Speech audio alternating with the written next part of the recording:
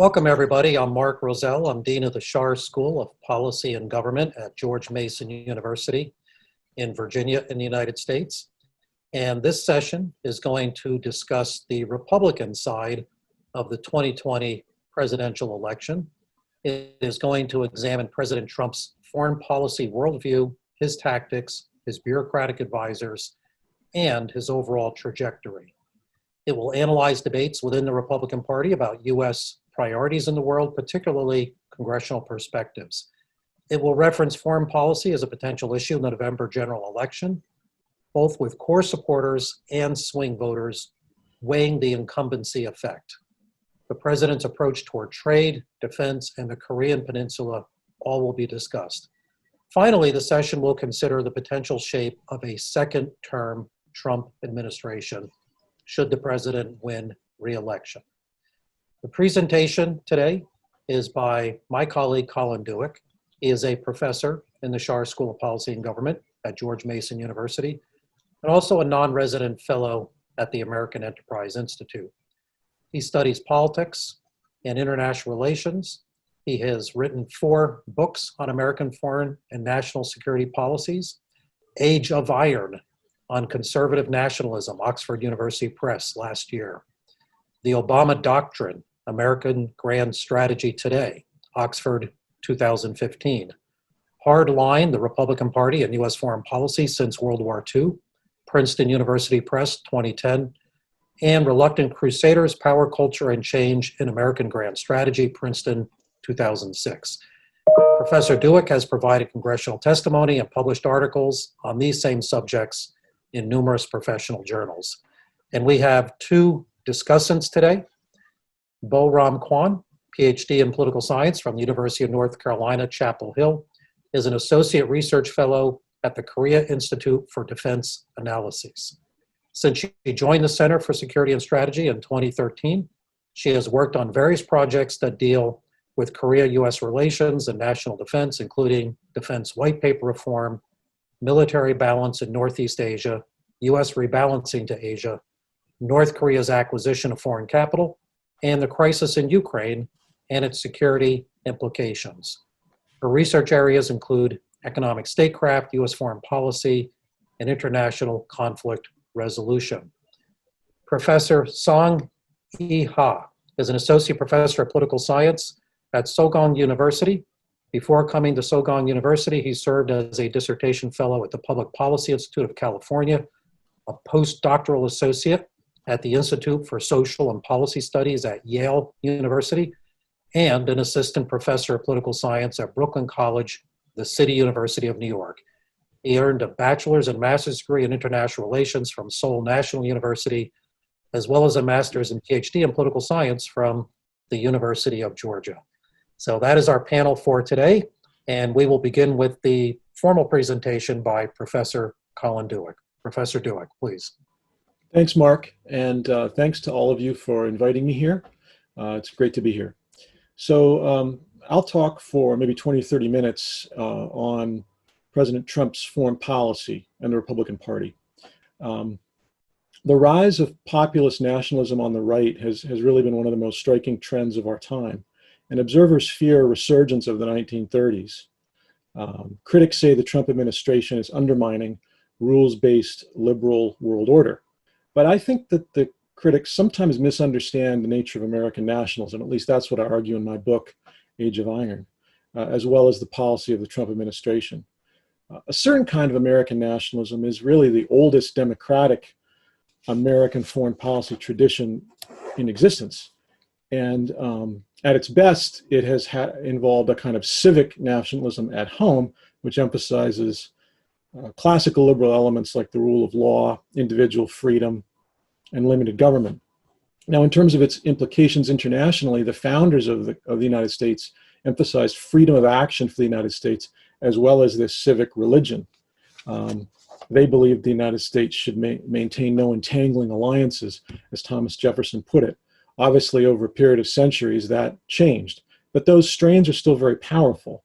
And Republicans in particular have wrestled over the last 100 years or more with how to reconcile American nationalist traditions with global ideas and priorities. There's always been internal debate among Republicans about how to do it, and that has continued even sometimes beneath the surface. Every Republican president, every single one over the last century, has wrestled with balancing American nationalist themes with globalist ones, and they've each struck distinct balances. The way I would think about President Trump's foreign policy is that it's a resurgence of one particular form of American nationalism against modern traditions of liberal internationalism. This is not because Trump's particularly ideological. He isn't at all, but he does have a set of assumptions that are very real, and you can actually date them going back more than 30 years now. He has been saying much the same thing since the 1980s. It's not a fully elaborated ideology, but it is at the very least a broad perspective with a fair amount of continuity, and that is a perspective of American nationalism. Basically, going back to the 1980s, his argument was that US allied trade partners had taken advantage of American security guarantees and commercial arrangements to promote their own economic interests while free riding off the United States. And just to make it clear, that's not my argument, that's his argument, and it's real. So to understand what he's doing, it's not helpful to suggest that there's no pattern whatsoever. There actually is a pattern going back many years. He liked to say that other countries had ripped off America economically, or as he put it, they're laughing at us.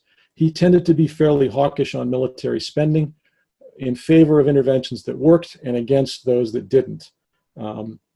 The way he put it was, we don't win anymore defending wealthy nations for nothing. We can't be the policemen of the world. And he put special blame on Americans' political leadership within Washington, D.C. for failing to pursue U.S. economic interests overseas, according to his own premises. So that was his set of complaints up until 2015, when he famously came down the Trump Tower elevator. He didn't have too many specific policy recommendations, but he had a kind of worldview, and the worldview has stayed the same. So obviously that's going to have some powerful effects once you're elected president of the United States. Just to turn for a moment to the issue of bureaucratic politics and his advisory team, our foreign policy system is president-centered, and there isn't anybody else at the center who's really empowered in both directions, both internationally and domestically. So the pattern for many years has been executive authority over US foreign policy, for better or worse. This means that leading advisors can play a role. They can provide advice, information, they can set the agenda, implementation matters, policy assumptions matter. But in the case of the Trump administration, there have been some serious personnel challenges from the very beginning. And this is largely due to a severe gap between Trump's candidacy in 2016 and traditional Republican foreign policy assumptions.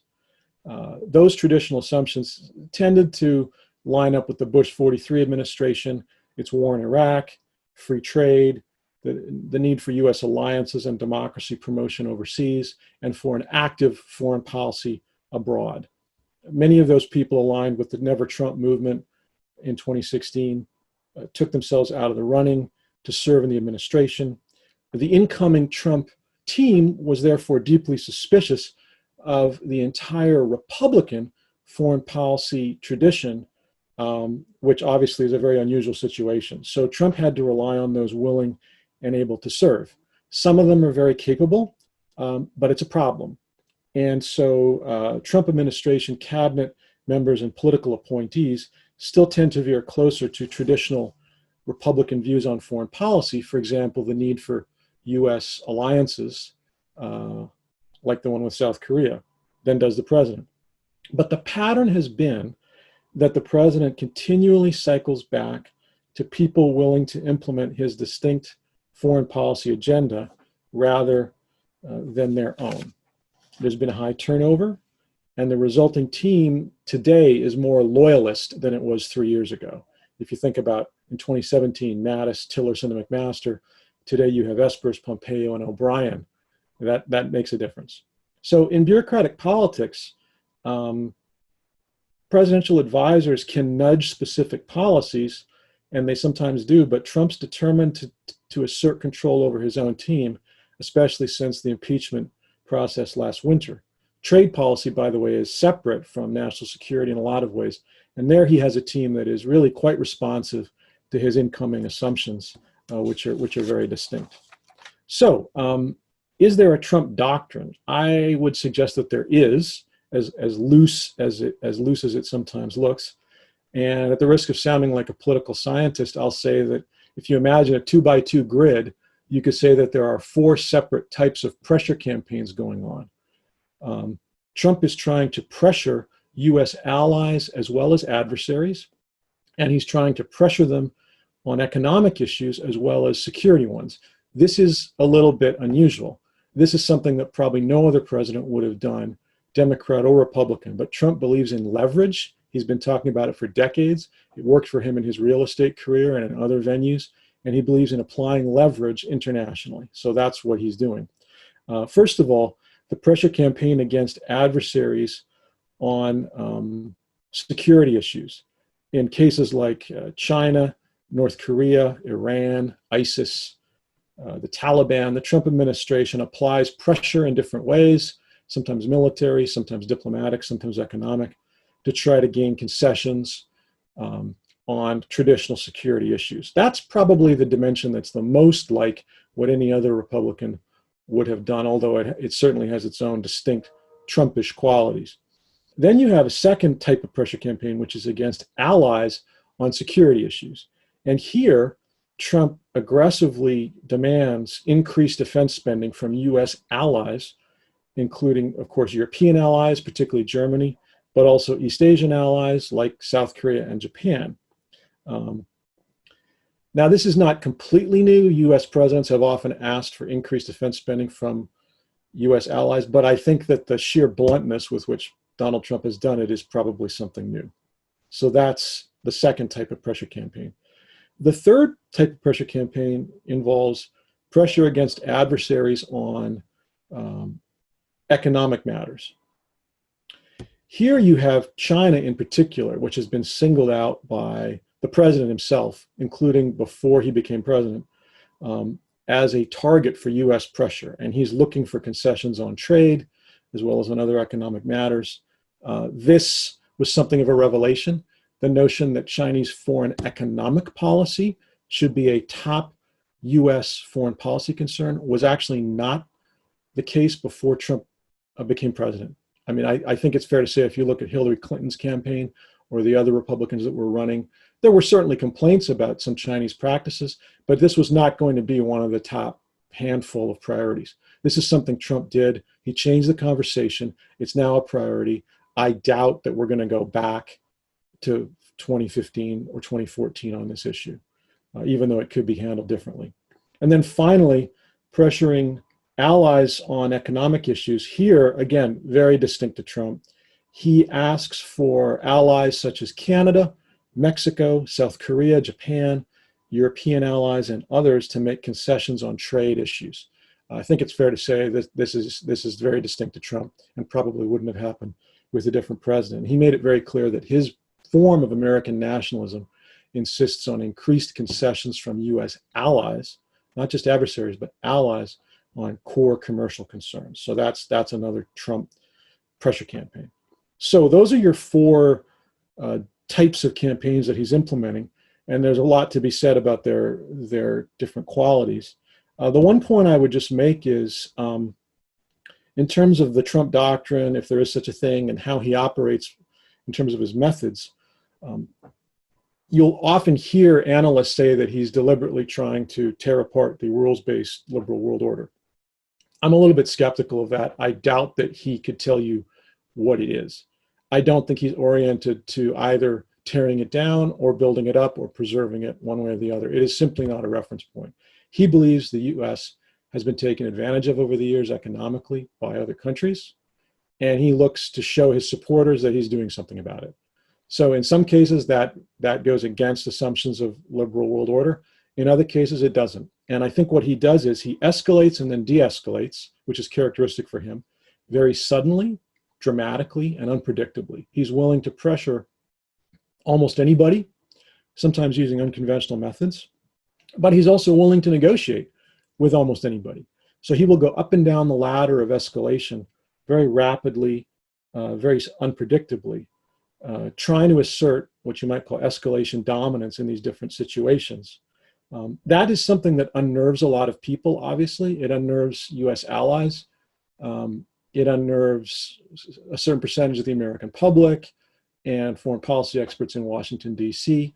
It may even unnerve US adversaries from time to time. He may not know himself. I actually am skeptical that he himself knows the endpoint of all these negotiation processes. I think he has shown that he keeps his options open and reserves the right to make decisions day to day as to when to cut a deal and when to walk away, which is also very characteristic. But if you sort of turn the volume down on the television, as it were, and watch what he's done over the last 4 years, I think you can see that it's a kind of portfolio reassessment of the American presence internationally, both military and economic. And he is going to keep, in the end, I think he's going to keep some commitments overseas. He's actually going to bolster others if he thinks they make sense. And he's going to revise or even get rid of some, as he already has done. So that's the process. And it's been going on for almost 4 years now. And what that means is that actually important elements of the US forward presence may survive Donald Trump as they have survived over the last 4 years. It's worth keeping that in mind, but there's lots more to talk about on that point. So that's my take on the Trump doctrine, so to speak.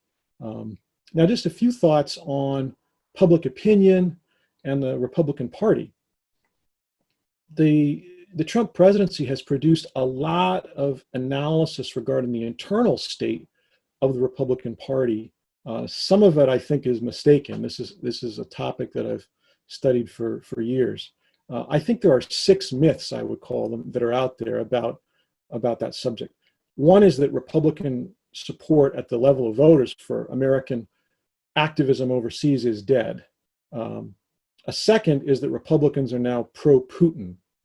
A third is that the Republican base strongly opposes free trade. A fourth is that Republicans are deeply divided over President Trump's foreign policy.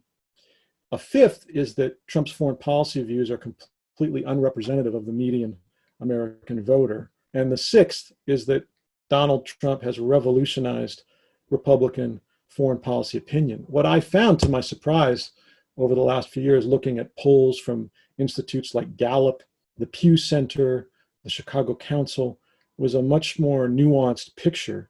For example, among Republican voters, including those who support Trump, there's actually still solid majority of support for US alliances overseas, including South Korea. I'm not sure that always comes through in the reporting. And to look at some of those other myths, as I would call them, the great majority of Republican voters don't actually say that they have any affection for Putin's Russia, nor is the Republican base overwhelmingly hostile toward free trade. There is, though, a deep and long-standing division among Republican voters, as there is among Democrats, over the merits of free trade agreements, and a certain ambivalence toward economic globalization, military intervention, alliance commitments, and US foreign policy activism is prevalent among American voters writ large, including Republicans, now as in the past. Trump's particular formulations of this are, of course, new, but neither divisions within the Republican Party nor the presence of an intense American nationalism are really anything new when it comes to the Republican Party. At the end of the day, the president retains the support of the overwhelming majority of Republicans for his foreign policy. Whether he has revolutionized American foreign policy remains a matter of intense debate. Certainly every president has the ability to reshape US foreign relations in unexpected and sometimes profound ways. But on the question of whether Trump has radically reshaped Republican voter opinion on foreign policy issues, to my surprise, the polls over the last few years tell an interesting and maybe a counterintuitive story. He actually has not. Now, turning to the subject of Congress, on the whole, congressional Republicans are more committed, they tend to be more committed to US defense expenditures, US alliances, free trade, and an active American role in the world than is Donald Trump. And this is particularly true in the US Senate. there is a faction of conservative internationalists in the Republican Party that is quite powerful in Congress to this day. At the same time, there are some outspoken criticisms from congressional Republicans against the president on a long list of issues. So it is simply not the case that they toe the line 100% of the time. On human rights, trade, US alliances, China, Korea, Russia, the Middle East, you often get outspoken criticisms from leading congressional Republicans with important policy consequences. For example, sanctions against Russia and US levels of foreign assistance overseas. But of course, like Democrats, Republicans tend to want to be loyal to their own party, all things being equal. Trump is very popular with Republican voters. Congressional Republicans know that and are inclined to support his foreign policy if they can. There are also different factions within the party, including in Congress. There is a small but important faction of libertarians, like Senator Rand Paul from Kentucky, who are non-interventionist on foreign policy. They are principled, they have a point of view. They are actually much more non-interventionist than Donald Trump. There's only a few of them, but they represent a significant minority of Republican voters out there in the country at large. Then you have more hawkish conservative internationalists like Senators Lindsey Graham from South Carolina, Senator Marco Rubio from Florida, former Ambassador Nikki Haley. They tend to emphasize human rights, free trade, an active role in the Middle East, high levels of US military spending and foreign policy activism. And that's an important block as well. And then there are just a lot of regular party members in the middle in Congress trying to be responsive to their constituents as well as to the White House. So on the question of the upcoming election, is foreign policy an issue?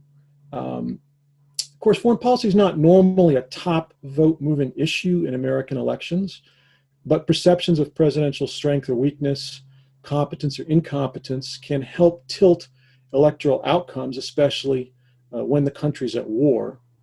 And Trump is determined to wrap up the war in Afghanistan. He ran on it, like Obama in 2012. He's looking to run on a platform of wrapping up what he and Obama both called endless wars.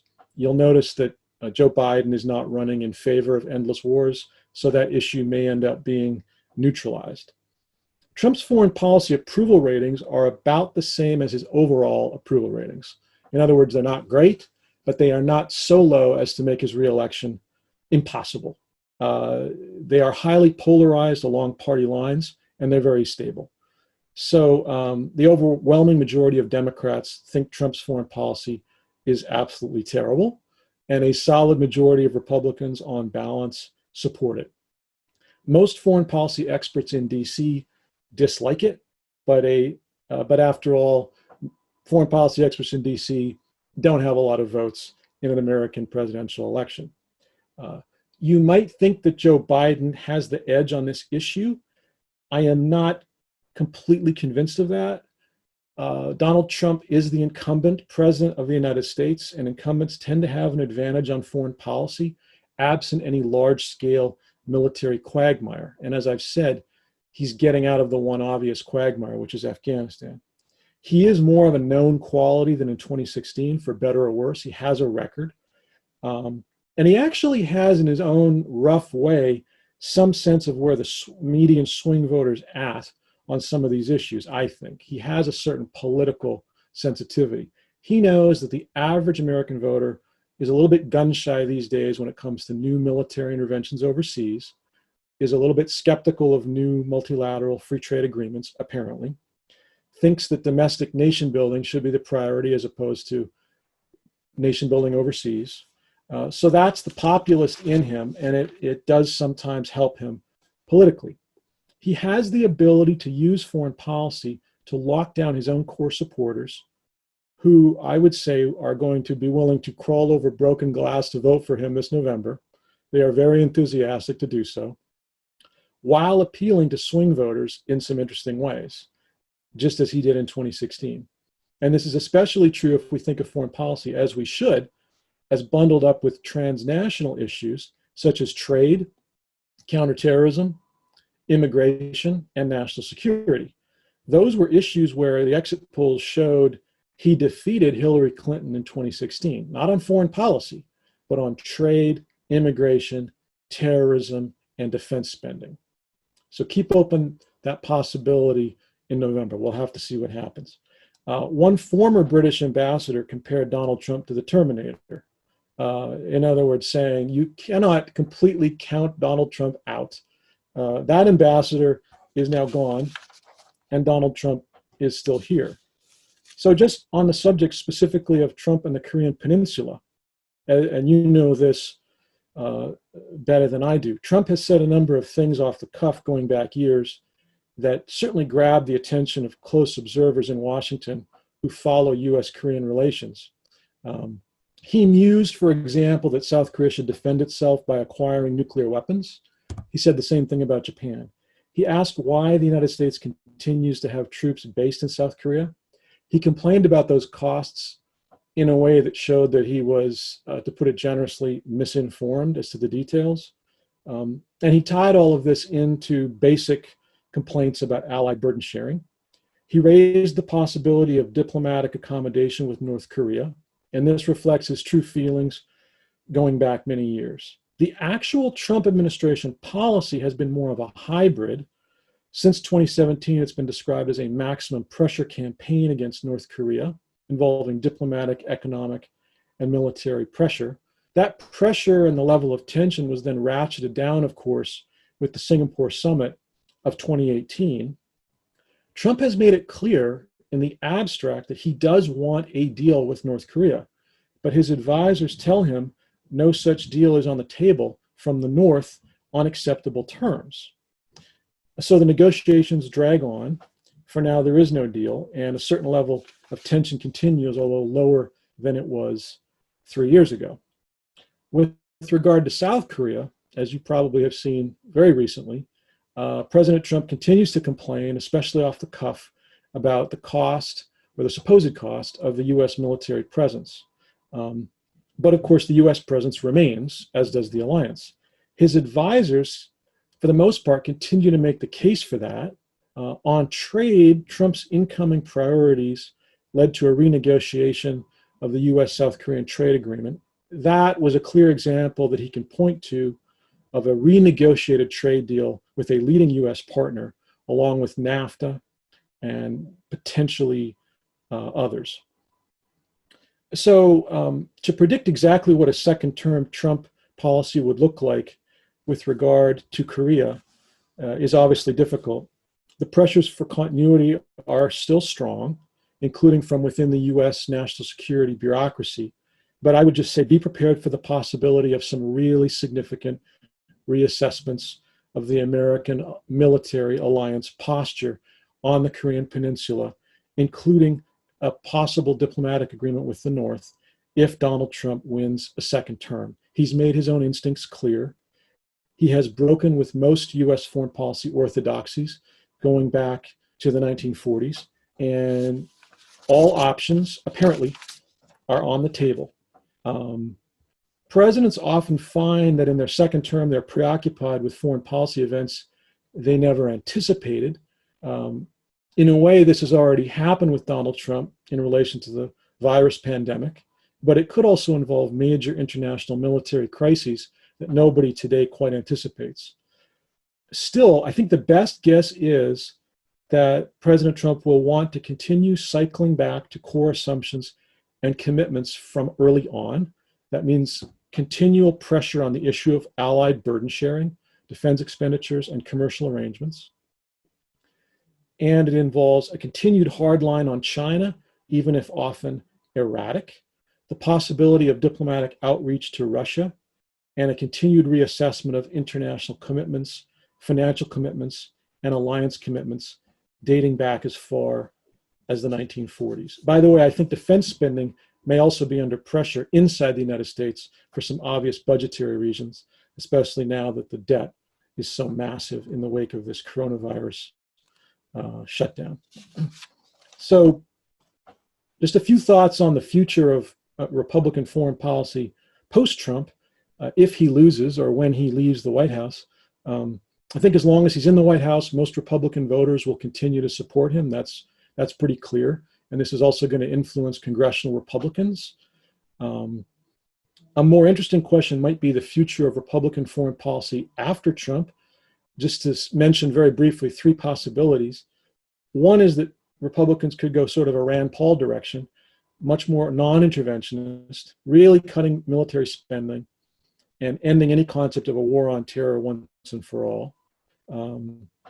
A second option would be conservatives and Republicans could sort of double down on some of Trump's earliest, most distinct campaign suggestions back from 2015, 2016. For example, raising tariffs further, allowing key Asian allies such as South Korea to acquire nuclear weapons, or pronouncing NATO obsolete.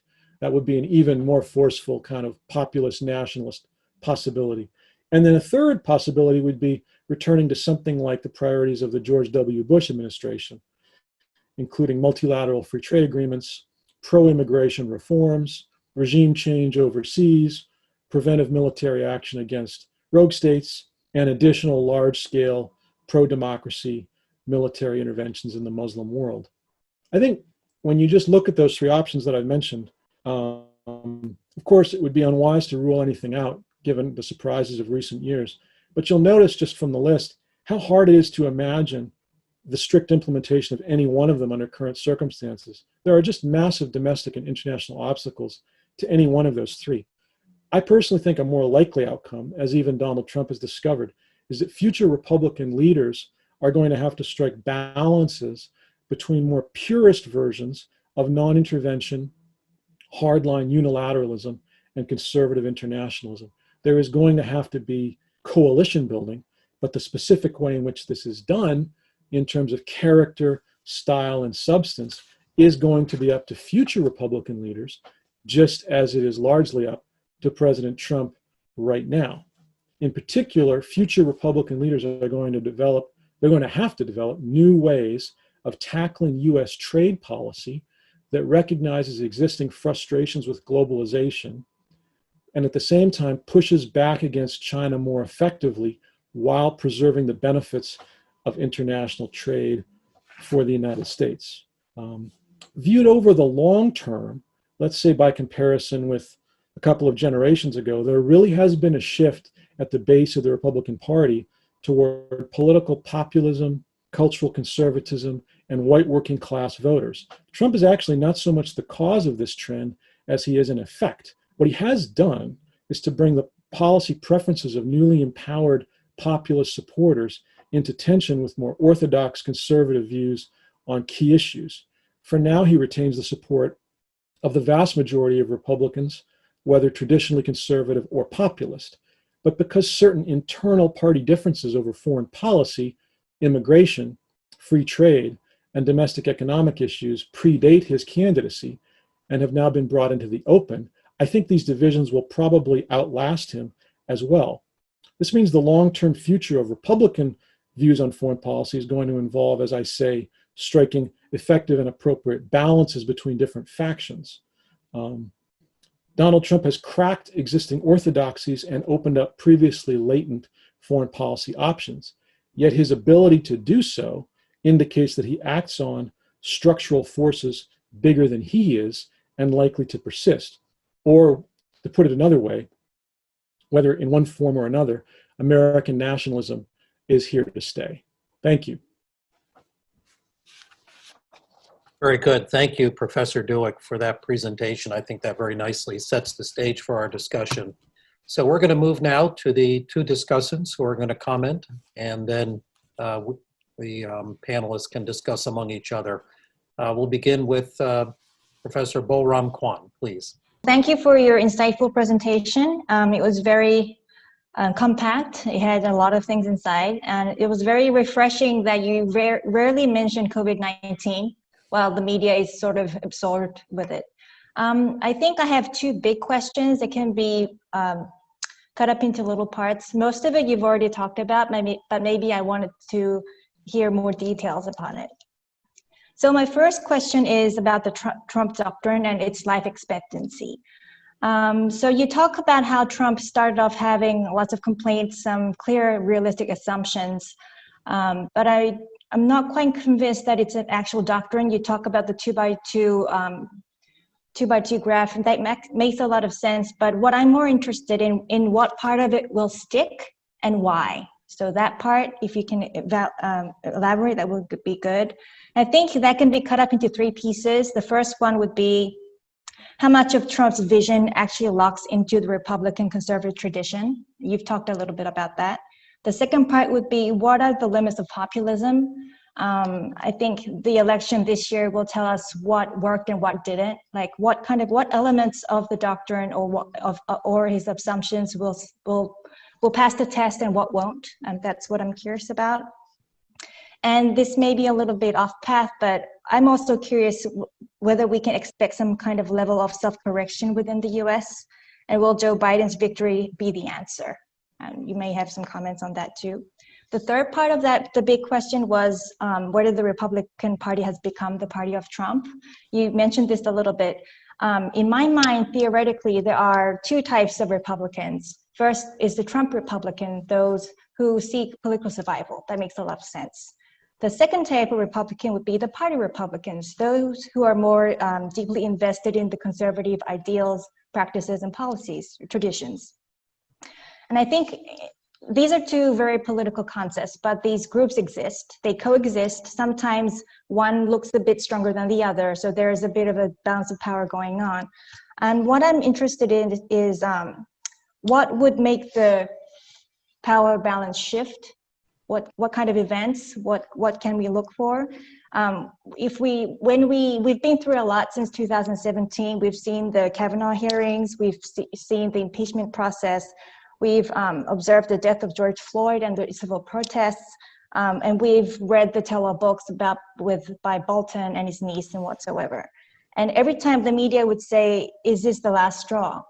I'm curious, are we anywhere near that conjecture? Whether we see more party Republicans showing them their real selves. And I completely understand that there are political reasons not to expose themselves, but I wanted to see your point on that. You talk about Congress and how they've said no to Trump many times, and I think issues specifically they have, things like presidential discretion to use force against Iran, withdrawing troops from Syria, ending assistance to Saudi Arabia and Yemen, and dealing with alliances withdrawing from South Korea and Germany, things like that. Senators have said no. But in the end, I think the bottom line is that the US president is so powerful in dealing with foreign policy. So if President Trump decides to do something, how can Congress actually stop him? And so, that was part of the big first question. The second question is more about a US global strategy and how that talks to foreign policy. I think these can be seen into 2 parts. The first is, I think on the surface now, we're seeing a blame game between US and China about COVID-19. But deeper inside it's something more strategic. It's more about power, more about hegemony, and maybe even ideological. And like you mentioned, foreign US presidential elections aren't decided by foreign policy issues, period. It's about jobs, it's about the economy, and maybe this year it's about race. But notwithstanding, how much will Trump cash in with China bashing in the upcoming presidential election? That's my question. And what could upset this? And I think one silly possible question we could pose is that if China comes up with a treatment or a vaccine for COVID-19 first and offers it to the US, would President Trump buy it? And would that kind of decision impact the elections in the short term? And in the long term, perhaps the confrontation between the US and China, that's something we can think about and play around with. And as I ask you this, I'm kind of praying that a third party comes up with a vaccine earlier than either of those 2 countries. The second part of this question would be like the strategic core. What I would like to know is, what does the Republican Party, the conservative core of it, think about the China threat? How these days it seems like the Democrats and the Republicans are on the same page, but was it like that? I don't think so. I think it was different. And what I'm curious is, we talk a lot about foreign policy, and since President Trump came into the arena, it seems like policy and strategy don't really talk to each other. I'm curious whether now in this administration, whether there is such coordination between US foreign policy and US global strategy. That's something I'm curious about. And the reason why I ask about China is because US approaches to North Korea is very deeply connected with how it looks at China. And I ask this because thus far, when we are asked to explain Trump's North Korea policy, I think I got two explanations. The more frequent one would be a thin explanation, would be people will talk about Trump's political instincts, business-oriented mindset, bargaining style, and of course, re-election, that it was all about being re-elected.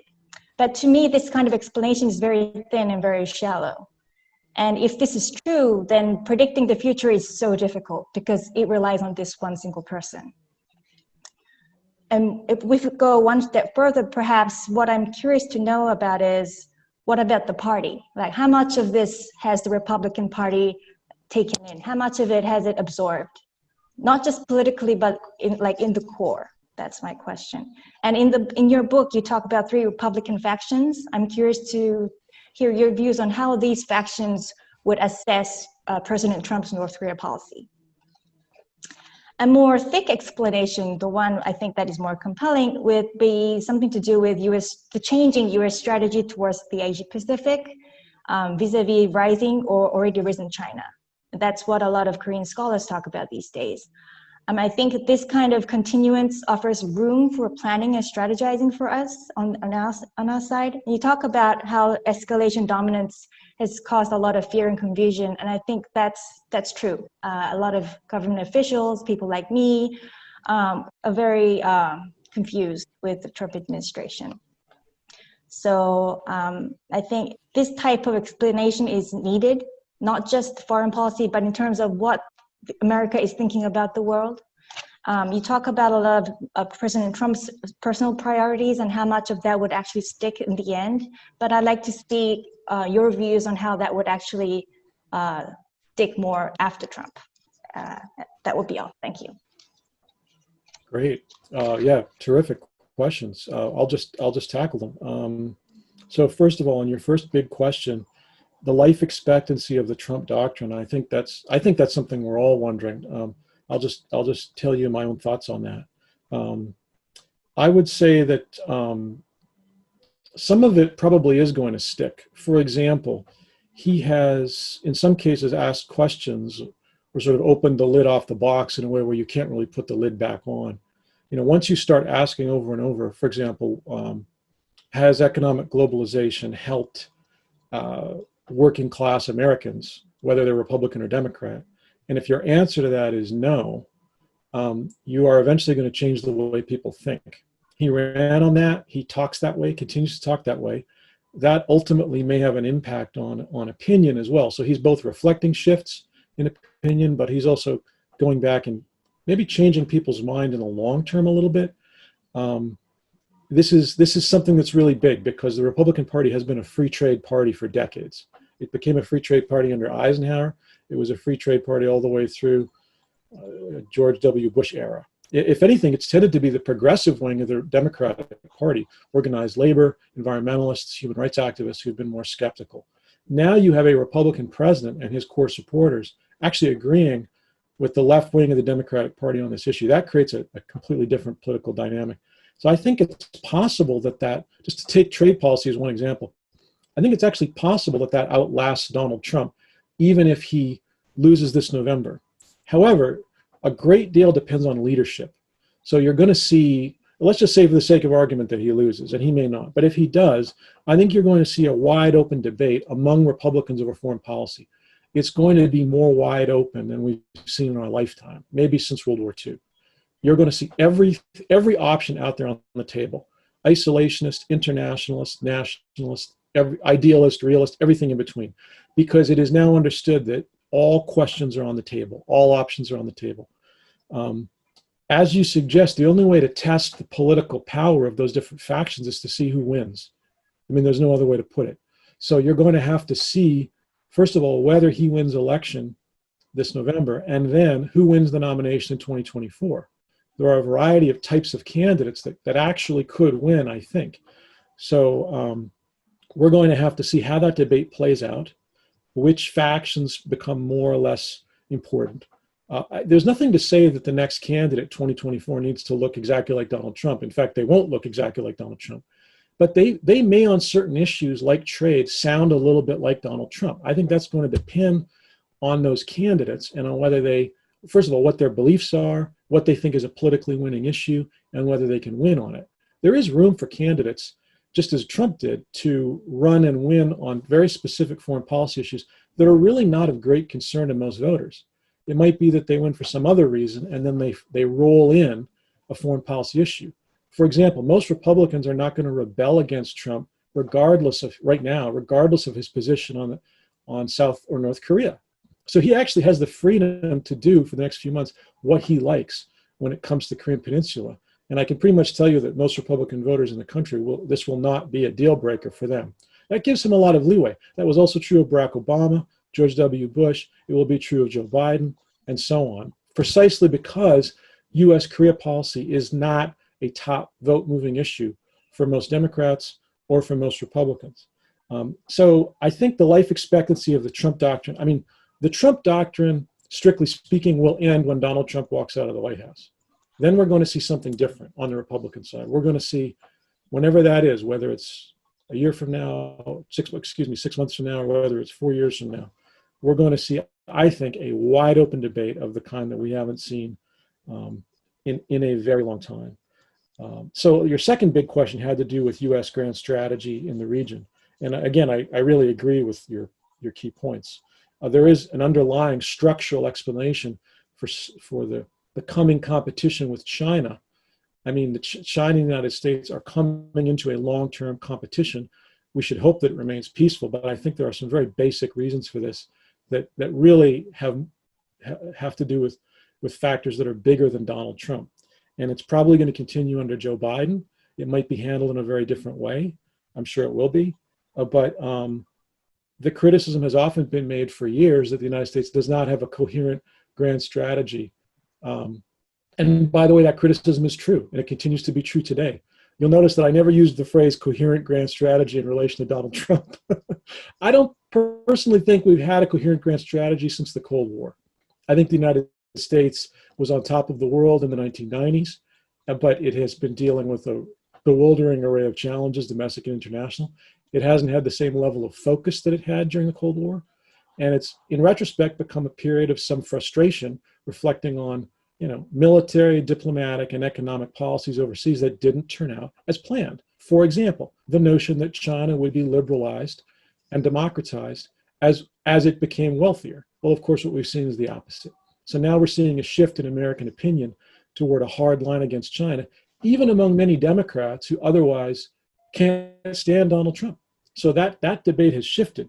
Your question, which was a really good one, had to do with the internal Republican debate on China. I think that the notion of a major power challenge from China in all of its aspects, in other words, economic, strategic, ideological, and humanitarian, is very likely to be a unifying theme for most Republicans in the coming years. There are only a small number of Republican voters and Republican politicians, like, say, Rand Paul, who really are deeply skeptical of the idea that we are now headed toward competition with China. This is actually an issue, if you think back to those three factions that I identified, non-interventionists on the one hand, nationalists in the middle, and conservative internationalists on the other. I think conservative nationalists actually agree with Republican internationalists that China is a problem. It's a challenge, it's a threat on human rights, on economics, on strategy, on the military, that needs to be met more aggressively. There's a lot of debate over how to do it when it comes to details, but I think this is actually going to be an issue that's more of a unifying one than a divisive one for Republicans. And not only that, I think that many Republicans view this as an issue where they can make their case without fear that it's going to be a losing issue politically. In other words, they can forthrightly say in the coming months and years, this is what we believe, this is where we think we're at, and we think the voters are ready to hear it. So I think you're going to hear in November, just as you suggested, an assertive Trump administration argument that this administration has toughened the line on China, that it deserves credit for it, that it's a real problem, that Joe Biden isn't necessarily going to do any better. That's going to be the argument. And I think it's going to be emphasized for all kinds of reasons. And I think most Republicans actually agree with it.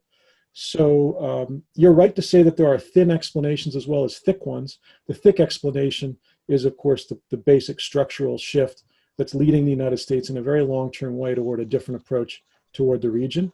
That doesn't have to mean that the U.S. walks away from South Korea. I personally, I hope that it doesn't. But there is going to have to be a reassessment of U.S. Bases, commitments, forward presence worldwide, including after Trump is gone, to account for the fact that we're not living in the world of 9/11 anymore. We're not living in the world of the 1990s and the end of history. We're not living in the Cold War. We're living in an era where China is a peer competitor with the United States, by far the single largest long-term challenge to American national security, in my opinion. And we're going to need to reprioritize and face up to some very difficult trade-offs to meet that challenge. And that may mean a slightly different policy, for example, in the Middle East, right? It may mean that you play down the Middle East. I think Obama, in his own way, tried to do this. I think Trump has tried to do it. It's hard to manage. It's hard to pull it off. But that's a long-term shift. And so, Trump, I'll just close with this. Trump is obviously, very political in the sense of he's aware of the politics of these issues, or at least what he thinks the politics are. He wants to be reelected. He's willing to make the arguments that he thinks will work. But that, as you say, that's a thin explanation that actually doesn't explain the whole picture. The thick explanation is that I believe he is genuinely convinced, and the evidence for this is there, going back decades, that the United States needs to reorient its foreign policy for a different era. In his case, he thinks it needs to be more allied burden sharing and more of a sort of a narrow interpretation of American interest. A lot of other Republicans and conservatives, actually, even though they support him, have a more robust view of what America's role in the world should be. But they have been convinced over the last 4 years, watching this all play out, that actually he has a point, on at least some of those concerns, regardless of his personality. So I think what's going to happen is we're not going to go back to the pre-Trump Republican Party. We're just not. Very good. Thank you. Very good exchange there. We now turn to the second discussant, Professor Xiang Ha. Professor. Okay. Thank you. Thank you for your presentation, Professor Dweck. Okay, so I'm not an expert in the IR, but I'm more interested in the domestic politics of the United States. So having said that, your presentation informed me a lot, okay, about the foreign policy issues. Okay, so I have two questions. And then the first question is about the relationship between the president and Congress. And the second question is going to be about the dynamics between the public opinion and the executive branch in general. Okay, so first question, the relationship between the president and Congress. Okay, so as we all know, the students of U.S. politics all know, the most important branch of the United States political system is the legislative branch and the executive branch. That's what we can see, from the Constitution. Okay, and then, but in foreign policy area, okay, so the people, okay, have said that the president, that can exert more influence than the Congress for many reasons.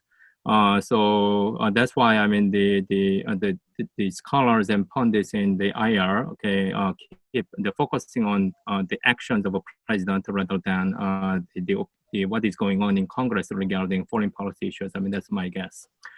Okay, and then now, unlike before, it is well known that the U.S. Congress is ideologically polarized, okay, deeply polarized. Okay, and then having said that, okay, if anything, okay, happens in between the U.S. and the other countries, regarding trade or something else, okay, and then there is an executive agreement. So and then unlike before, I mean, it is really virtually impossible, for any agreement between the U.S. president and the president of other country, I mean, to be ratified in Congress. So without ratification, I mean, so any treaty, I mean, so they cannot have any the validity, I mean, in the U.S., I mean, domestically. So that's probably why the Trump can undo, what the Obama, has done, I mean, in foreign policy area, I mean, including Iran, treaty, I mean, so, and then the TPP, so the, and the agreement regarding the case in Paris, So my question is, so when we see the roles of a president and the Congress in policy, I mean, in general, so some people say that, treaty, I mean, any agreement between the U.S. president and other, cannot ratified, in Congress. So that's, I mean, why, I mean, the Congress has more power, than president, I mean, in determining foreign policy. And the others can argue that, so ratification is important, but still, I mean, the president can lead the foreign policy of the United States, I mean, so without consult with the congresspersons, and then that eventually change the structure of foreign policy of the United States.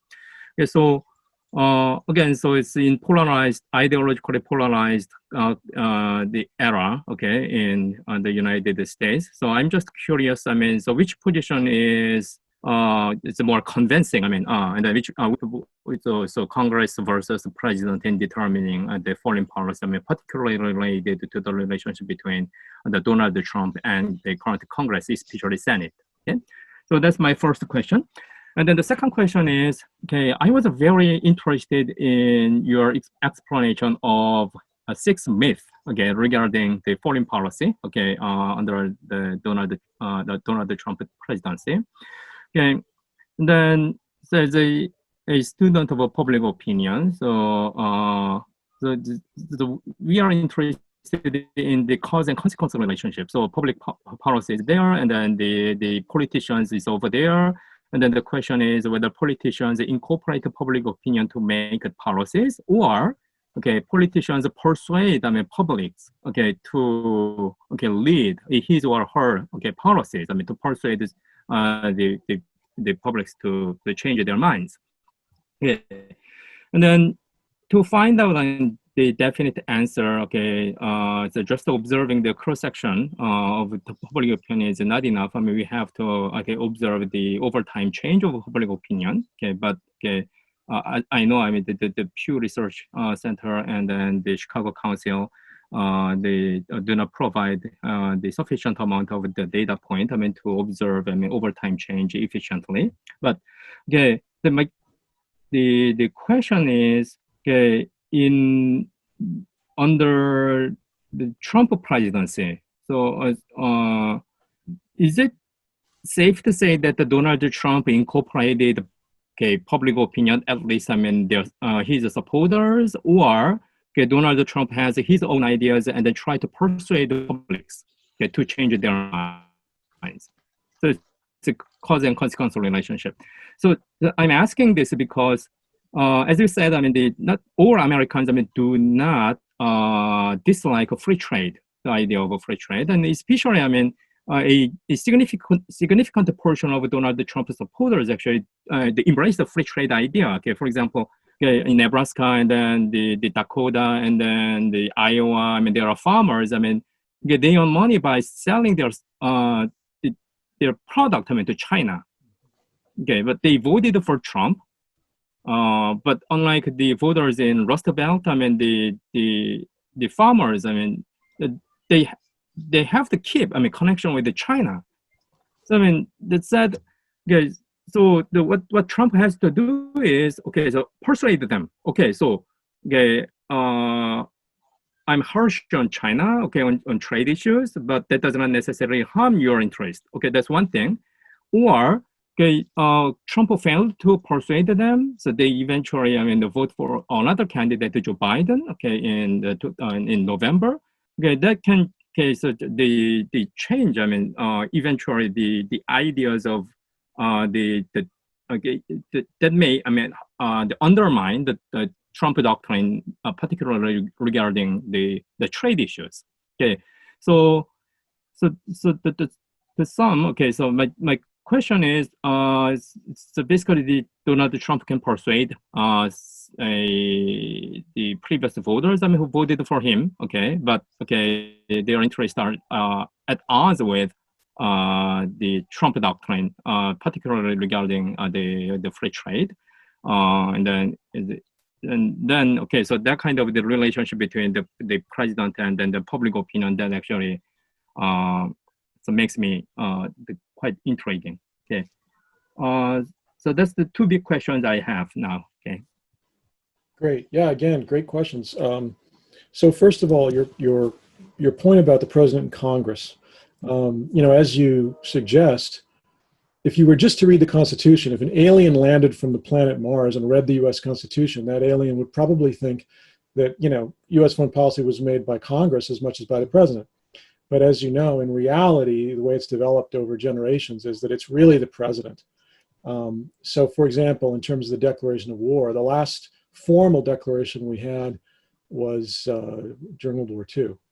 So it just doesn't happen anymore. It didn't even happen in 9/11 in response to a direct attack in the United States. What we tend to have now is, at best, congressional debates over authorizations of force. For example, George W. Bush had one going into Iraq.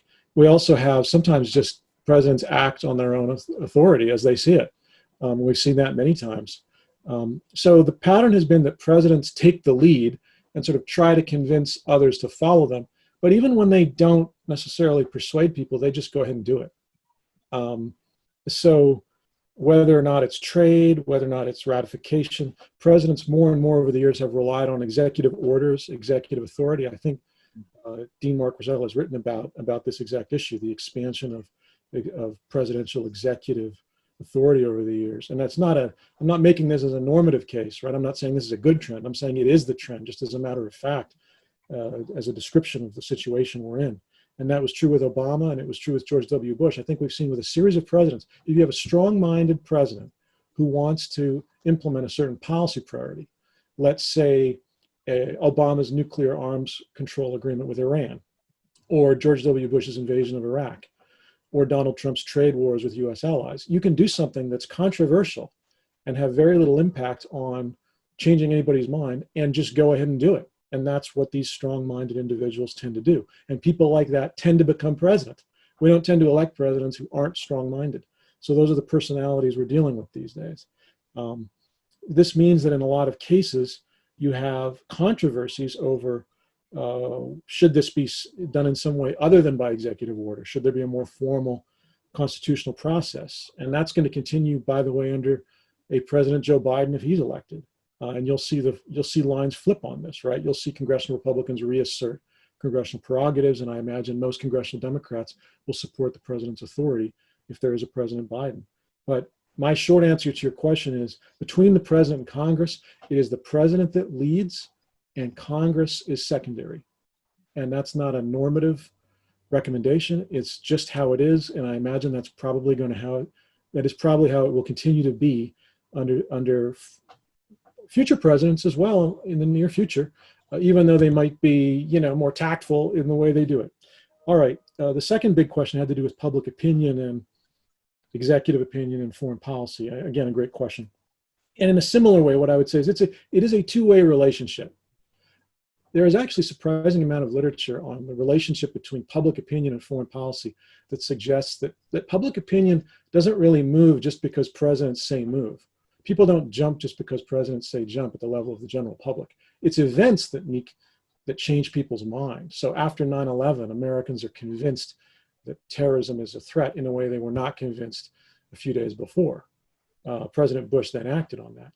Globalization has run into some problems politically over a period of many years. Donald Trump saw that in a way that other Republican candidates didn't, and he took advantage of it. And then he tapped into that. Maybe it's one half the Republican Party, the more blue collar half, and said, I'm going to speak to those people and their frustrations and talk directly to them.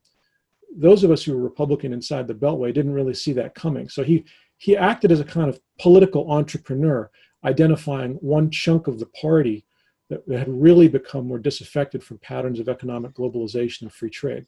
However, as you say, there are still to this day a lot of Republicans at the grassroots level, not just the elite level, but at the grassroots level, who support US trade overseas, including free trade. You mentioned a great example, which is farmers from the Great Plains who rely on exports. You're exactly right. You know, it's one thing if you're living in a Rust Belt town, sort of post-industrial, and you saw Trump as your potential savior in 2016 from the decline of manufacturing. It's another thing if you're a prairie wheat farmer who relies on exports. Those two people might be both Trump Republican supporters, but they have different economic interests, and you're exactly right to point that out.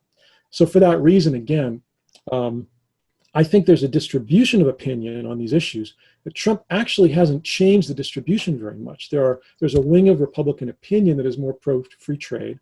There's a wing that's more protectionist. The protectionist wing didn't really have a champion up until Trump. That was his function. He identified it, championed it, now he's president. So that makes a difference. But once he's gone, I think you're going to find, if you look at congressional Republicans, by the way, this is one of the issues where they are most skeptical of Trump, is trade. I mean, if they had their way, the U.S. would not be fighting trade wars with U.S. allies. That is not a popular position among Senate Republicans in particular, with rare exceptions. If in the coming years, you're still going to hear, complaints about allied burden sharing, I'm sure it's going to be expressed in different ways. But I don't believe that the next Republican president is going to fight these kinds of aggressive trade wars with U.S. allies on his own authority, as Trump has said. I think that is something that is just Trump. And so that, if I had to make a prediction on that specific point, that's what I would say. Thank you.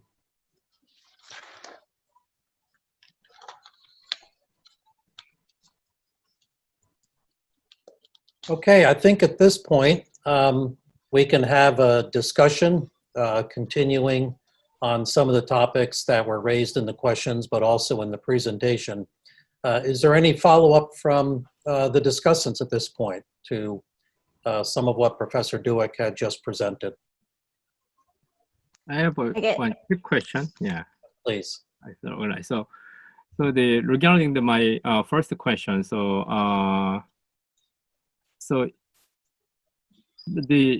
Is the stable foreign policy possible without ratification by Congress? So I'm asking because so say that the president, so we have a different president every 4 years, for example, and then they make a foreign policy by issuing executive orders, so without considering the possibility of being ratified by Congress. Then each president can change what the previous president did, okay, by issuing a series of executive orders. To me, that makes probably the foreign policy agenda, consistently unstable. So is it what we are observing now, or is it what we can expect? From the Trump and the future president of the United States? Yeah, I'm not happy to say this, but I think it's entirely possible. Look, we're in an era of deep party polarization, and it extends to absolutely everything. Even among members of Congress who don't follow foreign policy closely, foreign policy gets wrapped up in a very deep partisan and even sometimes emotional party polarization. And I doubt that that's about to end in January, no matter what happens. If you go back and look at the process of treaty ratification, it's deliberately set up to involve a supermajority, right, of 2/3 of US senators. And since no party is likely to get 2/3 of the Senate, you have got to build bipartisan support. That's there for a reason. And on the other hand, no president is going to have an easy time winning 2/3 Senate vote on any treaty under the current situation. The mood right now is so polarized, as you say, that it's very, very hard to get treaties passed because they are not going to be looked at simply on their merits. They're just not. Whoever proposes them, whoever looks at them, they're going to be looked at in terms of who proposes them, right? Is it a Democrat or Republican? Is it my team or the other team? Is it red team or blue team? I'm not applauding this or recommending it, but I have to say I think it's the reality we're living in. And so your point about increased instability in the future is well taken. I think it's entirely possible. Okay. Yes. Okay. You mentioned not only the presidential elections this year, but also 2024.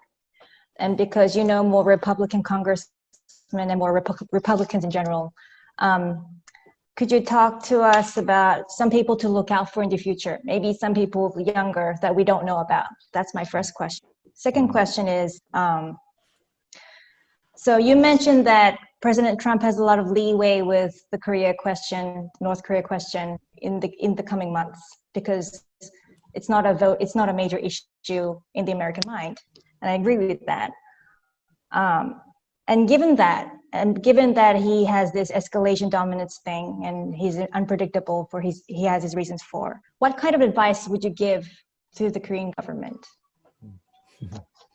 Good, okay. So on your first question, let me just name some names. I like the question. So just to go back to these factions I'm looking at, people who would fall into the three categories. On the non-interventionist side, I mentioned Senator Rand Paul. He has his own group of libertarians that you would see, if he had his way, we'd be spending a lot less on the US military, we'd have a lot fewer military commitments overseas, well beyond what Trump has done. Rand Paul would want to dismantle the US military presence overseas. It's not that he's likely to win, but he has a devoted group of followers.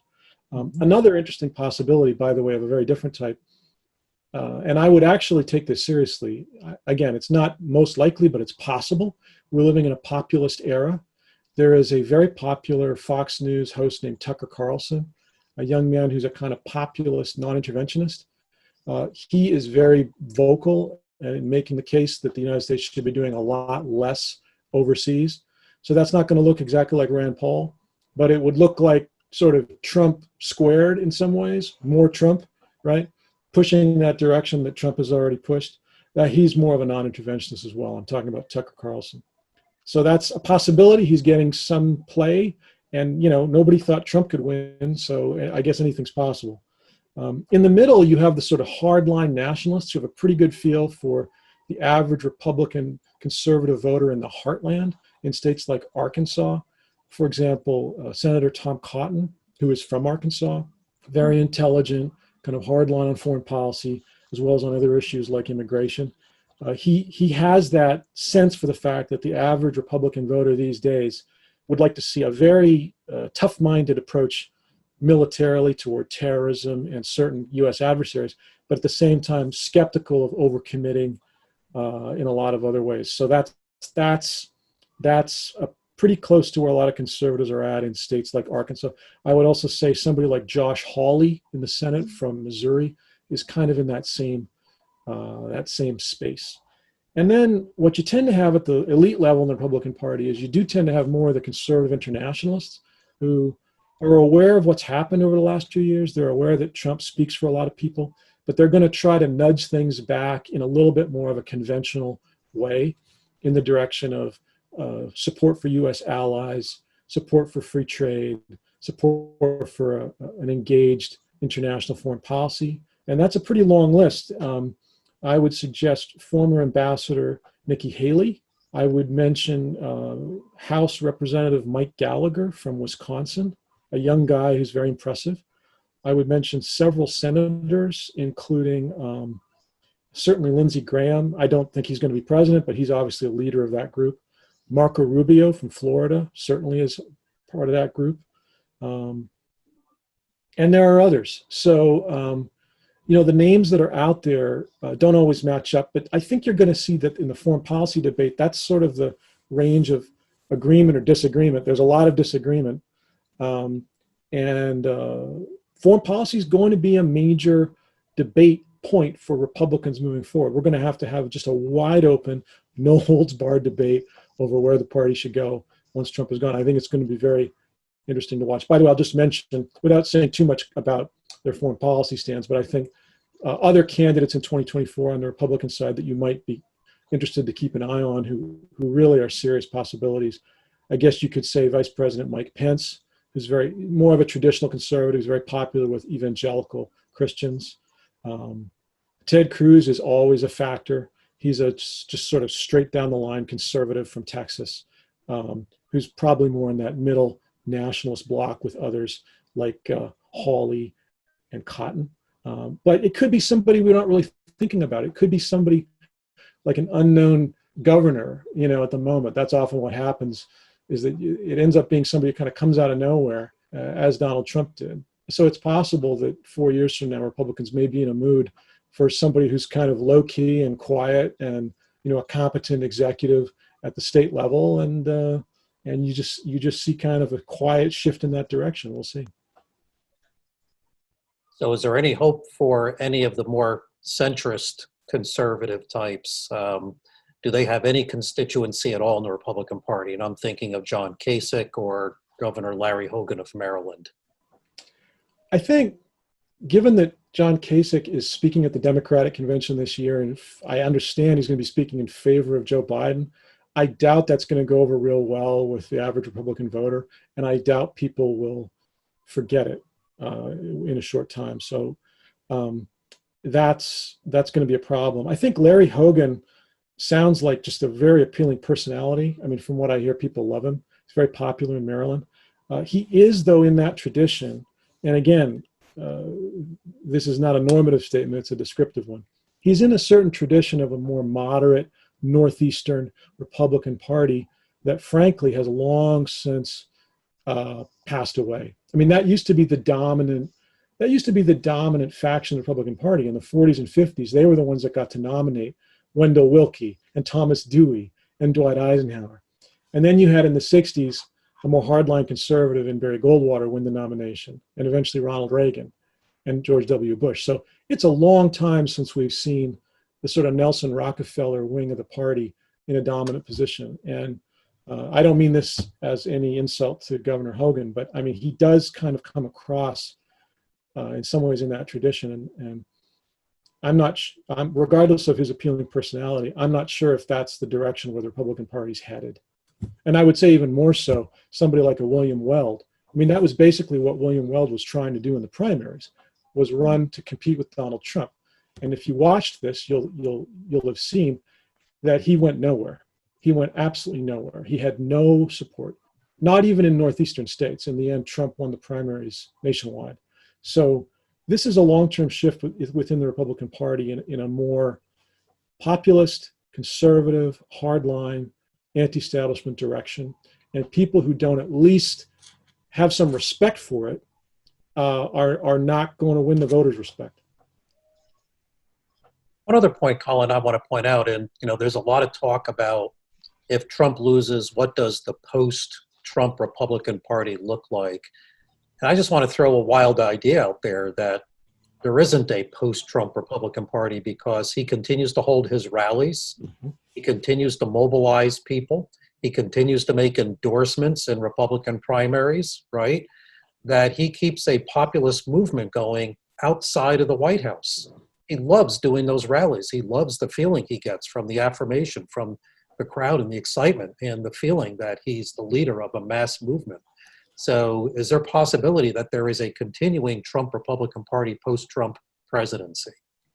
I think it's entirely likely. I think as long as he's out there, if he loses, it's a great point, because if he loses, he's still got the same personality. He's larger than life. He could be the single biggest force in the Republican Party out of office. He could have the country's most popular TV show, the country's most popular radio show, millions of devoted followers. It's entirely possible, in which case he continues to have this voice, outsized voice, the ability to target people and say, I like that person, I don't like this other person, think about this, don't think about that. It's not that common, but there are cases in American history. I think Teddy Roosevelt, I'm working on him right now. He's a very different personality, somebody I really love, actually. But Teddy Roosevelt had that larger-than-life personality, and he was a force in the Republican Party for years after he left. And he made life very difficult for regular Republicans. He split from them in 4 years after he left office and unintentionally made sure that Woodrow Wilson would win. So it is possible that Trump continues to be a major force out of office. You know, regardless of his age, he does seem to have a lot of energy. And he, as you say, Mark, he is happy to be out there getting attention. And that's one thing, whatever else can be said of him, he's very good at that. Okay. Questions Any from advice for the Korean government? Sorry, right. Advice for the Korean government. So I think most of it is implicit in what I've already told you. I mean, actually, I wish, as you know, just the last few days, the Secretary Espers has been asked to come up with options for the president on U.S. force posture in Korea. And this is, again, one of these cases where maybe all options are on the table. It's gotten a lot of press. I think a lot of congressional Republicans and others are speaking out and saying, you know, this is not necessary. We don't need to walk away or even anywhere near walk away from the Korean Peninsula. And as always with Trump, anything's possible. So I would just kind of repeat what I told. I know it's not satisfying to continually be told he's unpredictable, but I think you have to factor that in. I think you have to make multiple contingency plans based on the fact that this could go different ways. It could be that the U.S. sticks around. It could be that Trump comes out and says and does something pretty dramatic and even radical to reassess the U.S. presence on the peninsula, including on military terms or including in terms of negotiations with North Korea or bases. So I would just urge you to make plans for multiple possibilities, just sort of well-informed, calmly, lay it out, almost like a game tree, and figure out where this could end up and what you would do in multiple situations. A lot of governments didn't do this in 2016. They just assumed he would lose, and they made no plans. And by the way, that was true of some of us as well. I mean, it's just how we thought, right? I would just say to you, consider the possibility that he might actually win re-election. He might. It's not likely, but he might. And if he wins, even before that, but certainly if he wins, there are multiple possibilities for what he could do. So prepare for those possibilities, wide open. Be aware that the South Korean alliance still has plenty of friends inside the United States, including inside the Republican Party, including inside Congress. I mean, Congress has been very outspoken on this. Actually, they're trying to tie the president's hands on this exact issue, right? So, you know, South Korea has a lot of friends in that sense inside the United States, inside Washington, D.C. But the advice I would give you is, as unsatisfying as this is just be ready for anything. Yeah, I agree with that. And many analysts, you're exactly right, made the mistake 4 years ago of assuming an outcome and not preparing for the other eventuality that actually did happen. And I've looked at various election scenarios in the Electoral College. Although the odds are long at this point, imagine if there's a very strong third quarter economic report and what we call in America the October surprise, right? The event that happens right prior to the election that changes the whole dynamics of the election cycle. Let's say that there's a miracle vaccine that happens, or the president announces that there's one just around the corner and life is going to get back to normal. The stock market starts surging. We're not terribly sure how well Joe Biden is going to perform in debates, for example, or the impact of his vice presidential choice. There was a Washington Post poll a few weeks ago that showed that regarding the intensity factor, that Donald Trump has much stronger support among his supporters than Joe Biden has among his own professed supporters. In other words, on the question, how likely are you to vote, right? Your analogy of people crawling through broken glass for Donald Trump. The numbers were off the charts. The people who say that they support Donald Trump, they are absolutely sure. They are strongly committed to their candidate, and they're definitely going to vote. Biden didn't have numbers that strong. So he was leading among those who said, if you have a preference for one or the other, which candidate is it? Biden has a significant lead over Trump. How likely are you to vote? How strongly do you feel about your candidate? Trump has much more intensity going his way. So I still think this election outcome, although it looks like it's much more likely that Biden will win at this point, is still an unknown. Other questions or comments from the discussants? Or any last words, Colin? Oh, this has been great. I think this was a wonderful discussion, and it was really a pleasure. Thank you. Great. Well, thank you, everyone. This concludes our discussion of Donald Trump, foreign policy and prospects both for the 2020 elections and also for a second-term Trump presidency should the president win re-election. We thank you for your participation and have a good rest of the day.